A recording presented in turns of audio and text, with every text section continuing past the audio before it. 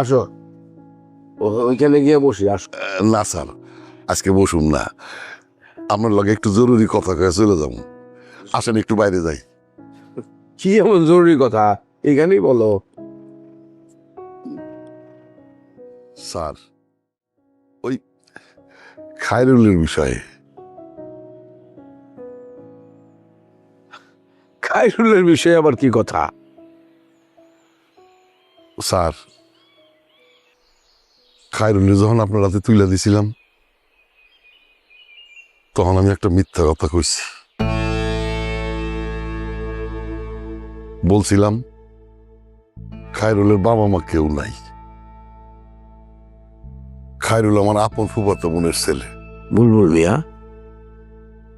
মিথ্যা কথা অন্তত আমার সাথে বলা তো তোমার ঠিক হয় নাই।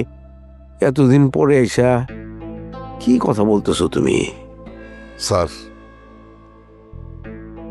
আমার কোনো উপায় ছিল না স্যার, আমি পরিস্থিতির শিকার ছিলাম।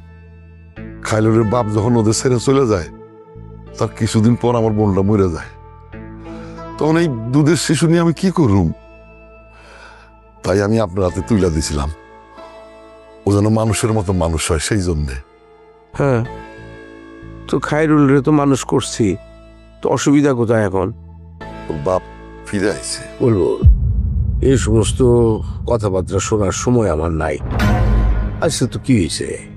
এতদিন কোনো খোঁজ খবর ছিল না, এখন তুমি হঠাৎ করে আইসা বলতেছো যে তার বাবা ফিরে আসছে। ফিরে আসলে আমি কি করব? আমার এখানে তো কিছু করার নাই।